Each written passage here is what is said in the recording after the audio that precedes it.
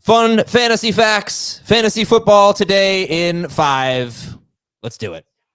Adam and Dave here. Hello, Dave. I got so tripped up by all the F's there. All right. So As you usually do. Yes, we did a whole bunch of these fun fantasy facts on the full-length show. We had 8 of them, but we do have some leftovers. And let's start with one about Bijan Robinson.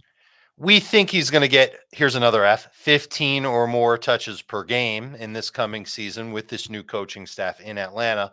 Last year, in 12 games, when he had at least 15 touches, he averaged 18.1 PPR points per game, 13.9 in non-6 games with over 100 total yards, 7 total touchdowns. Exactly what you're looking for from an RB1 that you would take in round 1. Bijan had 58 catches last season in 17 games, but the Tampa Bay game, the migraine game, that's one of them. He didn't have a catch in that game. Well, that's what I meant. Yeah, sorry. Oh, okay. So let's make it like 62 catches. Do you think he'll get back to that? That's a reason why he had all those PPR fantasy points. It's a little bit of a combination of who the quarterback will be and what Zach Robinson prefers. But my guess is that Zach Robinson will see the good in using Bijan Robinson in the passing game and try and lean on that a little bit more.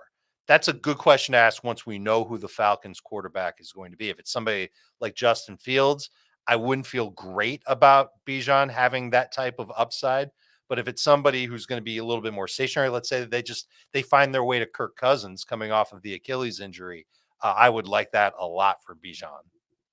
Talk to me about these Steelers running backs. Give me something fascinating. Let's focus on what happened after they fired offensive coordinator Matt Canada. In their final 7 games after Canada was fired, Najee Harris averaged 13.8 PPR points per game. Jaylen Warren was at 10.2 PPR points per game. It's a full reversal from where they were in their first 10 games when Matt Canada was calling plays. That was when Jaylen Warren was crushing it, 12.5 PPR points per game, and Najee just 9.9 PPR points per game. Huge byproduct of the offense not being able to move inside the red zone and get near the goal line. I think that difference made a huge factor for Najee. And now we know Arthur Smith. Yeah, we just got done bad-mouthing him with what he did in Atlanta. But let's face it, as a play caller, as far as using the running backs, he's kind of what you want. And if that's going to be the case and the Steelers are able to get near the goal line more often, and certainly from the start of the season, it makes Najee a little bit more appealing, which sounds gross because he's not that much fun to watch, but he's going to get the work. And I still figure he will be the one that's used at the goal line. Again, who's playing quarterback for the Steelers is going to make a difference. If it's Fields, not going to be as excited about the running backs there. If it's Kenny Pickett, for example, let's just say he keeps the job, or even Mason Rudolph, yeah, I'm going to like those running backs a little bit more.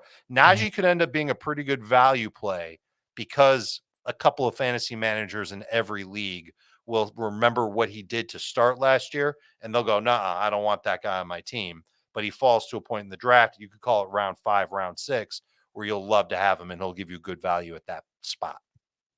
My only issue with this is it is great, and he finished very strong, Najee Harris. He did the same thing in 2022.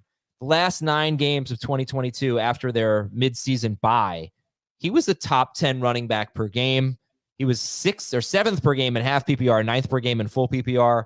He was on pace for 310 carries, 32 catches, 13 touchdowns, about 1,500 total yards. So their offense was better in the second half of 2022. He benefited from it. He scored touchdowns. He was healthier.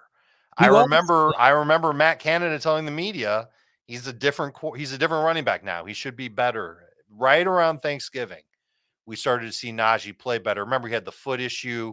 It started training camp, lingered throughout the first 2 months of the season. He got the plate removed or inserted one or the other. I think he got it removed from his shoe, and he started to take off.